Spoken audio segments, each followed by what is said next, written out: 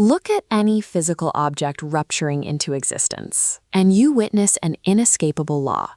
Every observable state is the direct product of a preceding state. If every cause requires a prior cause, tracing the chain backward leads to a loop with no identifiable starting point. We are left with an infinite regress that prevents us from finding the actual source of the physical sequence. In the 11th century, the Persian philosopher Nasser Khosrow tackled this specific problem in his treatise, the Khwan al-Akhawan. Khosrow maps reality by dividing existence into two categories. There are physical things that become, and there is the one underlying thing that simply is. To understand how he solves this regress, we will build a reality model, test against Greek and Taoist systems, and finalize it with Persian poetry. Resolving this cycle of cause and effect is the first step towards understanding the underlying structure of the physical world. Khosrow establishes a rule for the rational mind. We must deduce the unobservable laws of nature by first studying the behavior of observable physical phenomena. This photograph captures a cluster of palm trees, which Khosrow uses as a biological example to explain the concept of potentiality, or quwwat.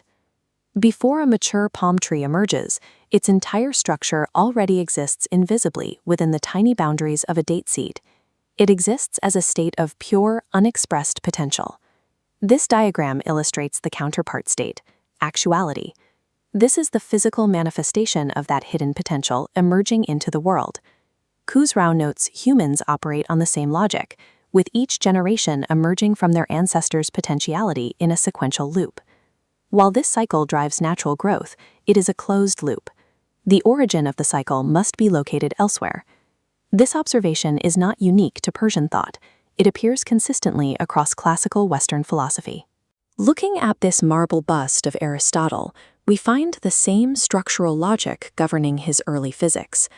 Khosrow's concepts of quwwat and feel map directly onto Aristotle's concepts of dynamis, potential, and energeia, actuality. Khosrow returns to his text to introduce a metric for judging these states, the hierarchy of nobility, or sharaf. Under this hierarchy, any object that cycles from potential to actual and then degrades back into potentiality is considered causally inferior. True nobility belongs to an entity that becomes actual and permanently remains actual, never falling back into a state of potentiality. Because everything in the observable universe is caught in a biological loop, the ultimate cause of reality must exist entirely outside of nature. If you value these deep dives into classical philosophy and the mechanics of reality, please like this video, subscribe to the channel, and share your thoughts in the comments. Khosrow now delivers a logical pivot. If the entire natural system is trapped in a loop, what injected the first physical forms into the universe? He introduces the central metaphysical concept of the text, the universal intellect, or Akh. Khosrow reasons that the intellect must be a state of pure actuality, containing absolutely zero potentiality. Because it has no potentiality, the intellect could not have formed from any prior state. It did not grow into being. Instead, the intellect was manifested instantly by direct divine command, or bypassing the standard rules of biological causality. The universal intellect acts as the unmoving bedrock upon which all subsequent physical changes in the universe are built. To demonstrate how this solves the infinite regress, Khosrow switches to a mathematical proof. This diagram illustrates his core integer analogy. The universal intellect functions exactly like the number 1.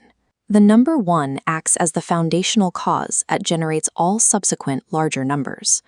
Notice how the number 3 exists as a potentiality hidden inside 2, much like the seed. But the sequence has a limit. No whole number precedes 1 to contain it.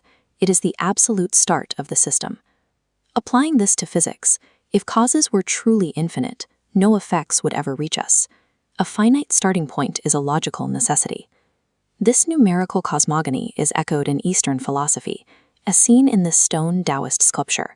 Chapter 42 of the Tao Te Ching states that the Tao produces the 1 produces the 2, and the 2 produces the 3. Two independent intellectual traditions use the same numerical model to navigate the trap of infinite regress. In both systems, the conclusion is the same. The sequence of reality must begin with a singular, uncaused point of origin. We can now move away from this rigid logic to a more fluid, poetic synthesis of these ideas. This photograph grounds us in the Persian spiritual tradition of Jalal al-Din Rumi and his work, the Mathnui.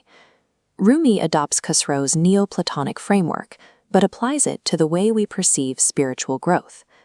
Rumi offers a botanical inversion. While we physically see a branch produce fruit, conceptually, the intention to have fruit is what caused the branch to be planted in the first place. Pure actuality, the intended fruit, precedes the physical potentiality of the growing branch. Rumi's hidden gardener, who holds the idea of the fruit, corresponds to Khosrow's universal intellect. We have now viewed this conceptual architecture through the lenses of biology, of integer mathematics, and of poetic intuition. By mastering the interplay between potentiality and actuality, we gain a framework for understanding how physical nature continually emerges from its intellectual source.